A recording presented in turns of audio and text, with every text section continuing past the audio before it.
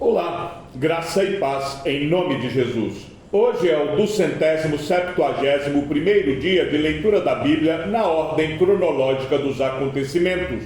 Passados alguns dias, Félix veio com Drusila, sua mulher, que era judia. Mandou chamar Paulo e passou a ouvi-lo a respeito da fé em Cristo Jesus. Quando Paulo começou a falar sobre a justiça, o domínio próprio e o juízo vindouro, Félix ficou amedrontado e disse: por agora você pode retirar-se, e quando eu tiver oportunidade, mandarei chamá-lo. Ao mesmo tempo, esperava que Paulo lhe desse dinheiro. Por isso, chamando-o mais frequentemente, conversava com ele. 2 anos mais tarde, Félix teve por sucessor Pórcio Festo, e como Félix queria assegurar o apoio dos judeus, manteve Paulo encarcerado. 3 dias depois de ter assumido o governo da província, Festo saiu de Cesareia e foi para Jerusalém. E logo os principais sacerdotes e os maiorais dos judeus lhe apresentaram queixa a respeito de Paulo. Contra ele, pediram a Festo o favor de mandar que ele fosse trazido a Jerusalém. É que eles tinham armado uma emboscada para matar Paulo no caminho. Festo, porém, respondeu que Paulo continuaria preso em Cesareia e que ele mesmo, muito em breve, partiria para lá. E concluiu: aqueles de vocês que estiverem habilitados me acompanhem. E havendo contra este homem qualquer crime, acusem-o. E não se demorando entre eles mais de 8 ou 10 dias, foi para Cesareia. No dia seguinte, assentando-se no tribunal, ordenou que Paulo fosse trazido.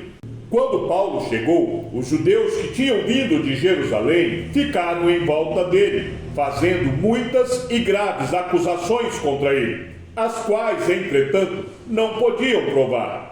Então Paulo, defendendo-se, disse: nenhum pecado cometi contra a lei dos judeus, nem contra o templo, nem contra César. Então Festo, querendo assegurar o apoio dos judeus, perguntou a Paulo: você gostaria de ir a Jerusalém e ser ali julgado por mim a respeito destas coisas?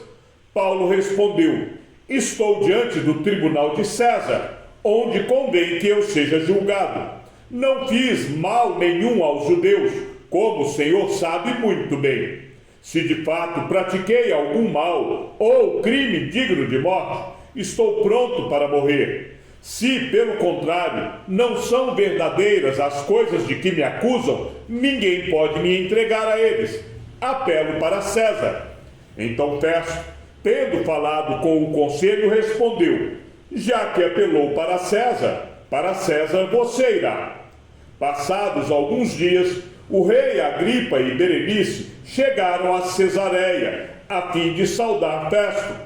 Como se demorassem ali alguns dias, Festo expôs ao rei o caso de Paulo, dizendo: Félix deixou aqui preso certo homem, a respeito de quem os principais sacerdotes e os anciãos dos judeus apresentaram queixa, quando eu estive em Jerusalém, pedindo que o condenasse. Eu lhes disse que não é costume dos romanos condenar quem quer que seja, sem que o acusado tenha presentes os seus acusadores e possa defender-se da acusação. Assim, quando eles vieram para cá, sem nenhuma demora, no dia seguinte, assentando-me no tribunal, determinei que o homem fosse trazido. Levantando-se os acusadores, não mencionaram nenhum dos crimes de que eu suspeitava. Traziam contra ele algumas questões referentes à sua própria religião e particularmente a certo morto, chamado Jesus, que Paulo afirma estar vivo. Estando eu perplexo quanto ao modo de investigar estas coisas, perguntei-lhe se queria ir a Jerusalém para ali ser julgado a respeito disso. Mas, havendo Paulo apelado para que ficasse em custódia para o julgamento de César, ordenei que o acusado continuasse detido até que eu o enviasse a César. Então Agripa disse a Festo: eu também gostaria de ouvir este homem. Festo respondeu: amanhã você poderá ouvi-lo. De fato, no dia seguinte, vindo Agripa e Berenice com grande pompa, tendo eles entrado na sala de audiência, juntamente com oficiais superiores e homens eminentes da cidade, Paulo foi trazido por ordem de Festo. Então Festo disse: Rei Agripa e todos os senhores aqui presentes, vejam este homem, por causa de quem toda a multidão dos judeus recorreu a mim, tanto em Jerusalém como aqui, clamando que não convinha que ele vivesse mais. Porém, eu achei que ele não tinha feito nada que fosse passível de morte. Entretanto, tendo ele apelado para o imperador, resolvi mandá-lo para lá. No entanto, a respeito dele, nada tenho de mais concreto que possa escrever ao imperador. Por isso, eu o trouxe à presença dos senhores, e especialmente à sua presença, ó rei Agripa, para que, feita a arguição, eu tenha alguma coisa que escrever, porque não me parece razoável enviar um preso sem mencionar ao mesmo tempo as acusações que existem contra ele. A seguir, Agripa, dirigindo-se a Paulo, disse: você está autorizado a falar em sua defesa. Então Paulo, estendendo a mão, passou a defender-se nestes termos: tenho-me por feliz, ó rei Agripa, pelo privilégio de hoje, na presença do Senhor, poder produzir a minha defesa de todas as acusações que os judeus fazem contra mim, especialmente porque o Senhor é versado em todos os costumes e questões que há entre os judeus. Por isso, peço que o Senhor me ouça com paciência. Quanto à minha vida, desde a mocidade, como decorreu desde o princípio entre o meu povo e em Jerusalém, todos os judeus a conhecem, pois, na verdade, eu era conhecido deles desde o princípio, se assim o quiserem testemunhar, porque, na condição de fariseu, vivi conforme o partido mais rigoroso da nossa religião, e agora estou sendo julgado por causa da esperança da promessa feita por Deus aos nossos pais, a qual as nossas 12 tribos, servindo a Deus fervorosamente noite e dia, almejam alcançar. É por causa dessa esperança, ó rei, que eu sou acusado pelos judeus, porque se julga incrível entre vocês que Deus ressuscite os mortos. Na verdade, eu pensava que devia fazer muitas coisas contra o nome de Jesus, o Nazareno, e foi exatamente o que fiz em Jerusalém. Havendo eu recebido autorização dos principais sacerdotes, encerrei muitos dos santos na prisão, e quando os condenavam à morte, eu dava o meu voto contra eles. Muitas vezes os castiguei por todas as sinagogas, obrigando-os até a blasfemar, e demasiadamente enfurecido contra eles, eu os perseguia até em cidades estrangeiras. Com isto em mente, parti para Damasco, levando a autorização dos principais sacerdotes e por eles comissionado. Ao meio-dia, ao rei, enquanto eu seguia pelo caminho, vi uma luz no céu, mais resplandecente que o sol, que brilhou ao redor de mim e dos que iam comigo. E caindo todos por terra, ouvi uma voz que me falava em língua hebraica: Saulo, Saulo, por que você me persegue? É duro para você ficar dando coices contra os aguilhões. Então eu perguntei: Senhor, quem é você? Ao que o Senhor respondeu: eu sou Jesus, a quem você persegue. Mas levante-se e fique em pé. Eu apareci a você para constituí-lo ministro e testemunha, tanto das coisas que você me viu, como daquelas pelas quais ainda lhe aparecerei. Vou livrar você do seu próprio povo e dos gentios, para os quais eu o envio, para abrir os olhos deles e convertê-los das trevas para a luz e do poder de Satanás para Deus, a fim de que eles recebam remissão de pecados e herança entre os que são santificados pela fé em mim. Assim, ó rei Agripa, não fui desobediente à visão celestial, mas anunciei primeiramente aos de Damasco e em Jerusalém, por toda a região da Judéia, e também aos gentios, que se arrependessem e se convertessem a Deus, praticando obras dignas de arrependimento. Por causa disto, alguns judeus me prenderam, quando eu estava no templo, e tentaram me matar. Mas, com a ajuda de Deus, permaneço até o dia de hoje, dando testemunho, tanto a pequenos como a grandes, nada dizendo, a não ser o que os profetas e Moisés disseram que ia acontecer, isto é, que o Cristo devia padecer, e sendo o primeiro da ressurreição dos mortos, anunciaria a luz ao seu próprio povo e aos gentios. Quando Paulo estava dizendo estas coisas em sua defesa, Festo o interrompeu, gritando: "Você está louco, Paulo? Ficou louco de tanto estudar?" Paulo, porém, respondeu: "Não estou louco, ó excelentíssimo Festo. Pelo contrário, digo palavras de verdade e de bom senso, porque tudo isto é de conhecimento do rei, a quem me dirijo com franqueza, pois estou persuadido de que nenhuma destas coisas lhe é oculta, pois nada se passou em algum lugar escondido. Por isso pergunto, rei Agripa, o senhor acredita nos profetas? Eu sei que o senhor acredita." Então Agripa se dirigiu a Paulo e disse: "Por pouco você me convence a me tornar cristão." Paulo respondeu: "Peço a Deus que faça com que, por pouco ou por muito, não apenas o Senhor, ó rei, mas todos os que hoje me ouvem, venham a ser alguém como eu, mas sem estas correntes." A essa altura, levantou-se o rei e também o governador e Berenice, bem como os que estavam assentados com eles, e ao saírem, falavam uns com os outros, dizendo: "Este homem não fez nada passível de morte ou de prisão." Então Agripa se dirigiu a Festo e disse: "Este homem bem podia ser solto, se não tivesse apelado para César." Quando foi decidido que devíamos navegar para a Itália, entregaram Paulo e alguns outros presos a um centurião chamado Júlio, do batalhão imperial.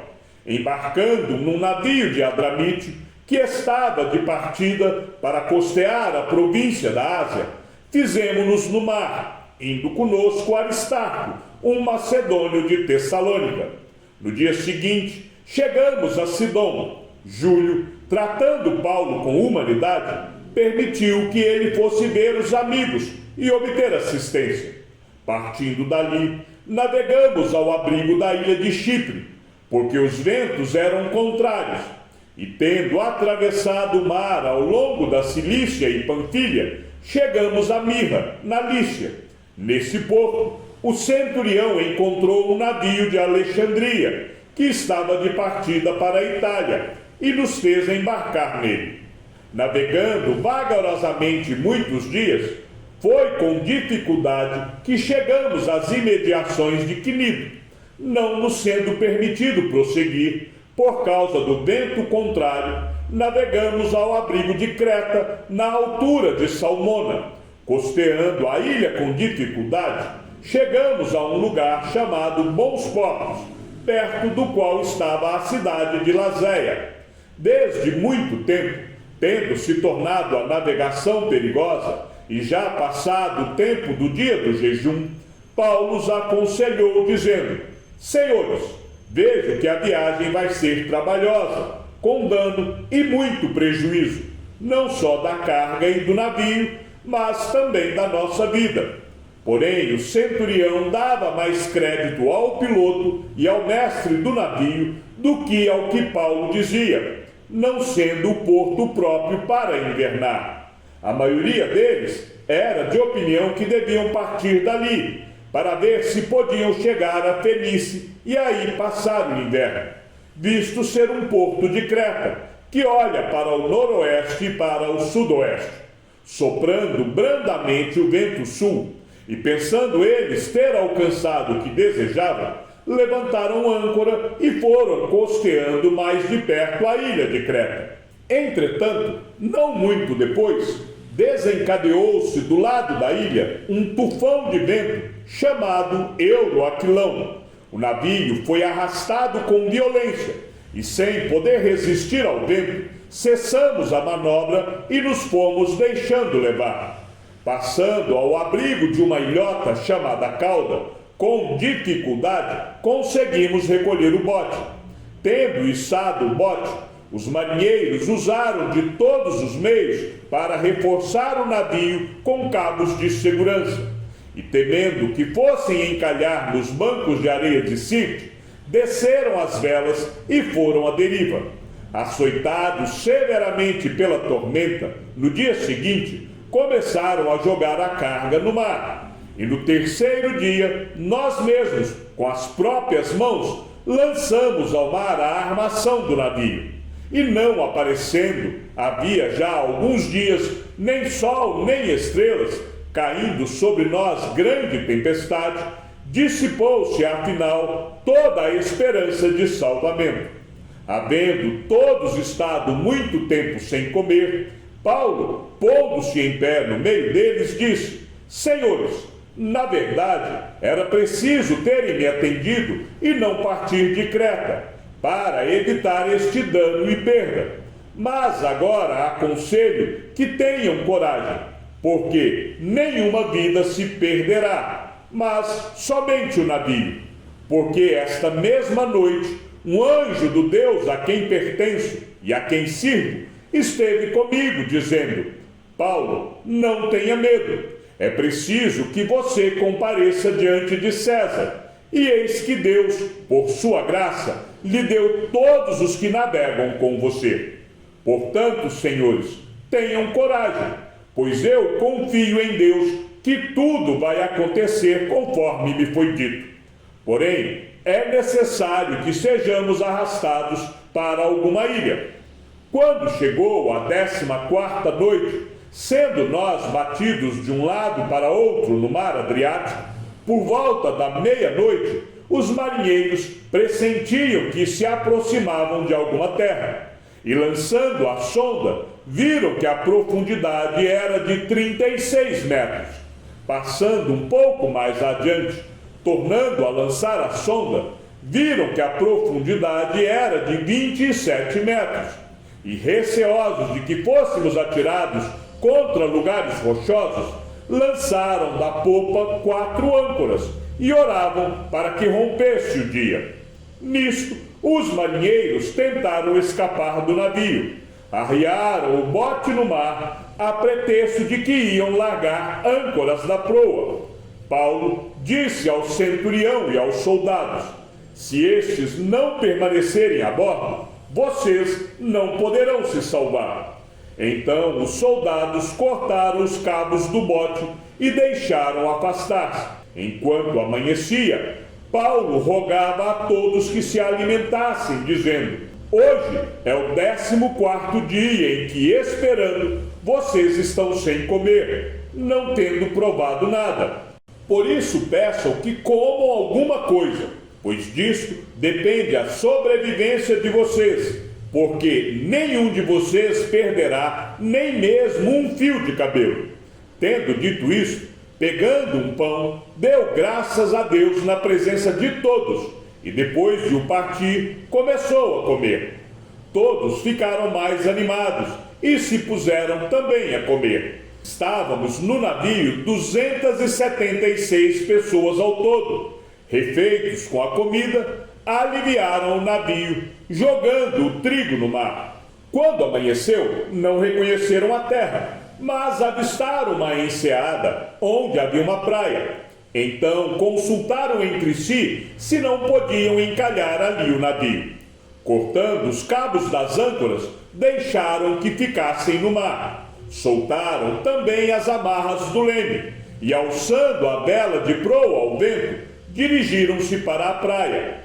Dando, porém, num lugar onde duas correntes se encontravam, encalharam ali o navio. A proa encravou-se e ficou imóvel, mas a popa se despedaçava pela violência das ondas. O parecer dos soldados era que os presos deviam ser mortos, para que nenhum deles fugisse nadando. Mas o centurião, querendo salvar Paulo, impediu-os de fazer isso. Ordenou que os que soubessem nadar fossem os primeiros a lançar-se ao mar e alcançar a terra. Quanto aos demais, que se salvassem, uns em tábuas e outros em destroços do navio. E foi assim que todos se salvaram em terra. Chegamos ao fim da leitura de nosso 271º dia. Que o Senhor seja com o teu espírito e que a graça seja com todos os que amam sinceramente a nosso Senhor Jesus Cristo. E ao Deus único e sábio seja dada toda a glória, e que a sua vida seja sempre para mais em Cristo Jesus. Um forte abraço e até amanhã, se assim o Senhor nos permitir.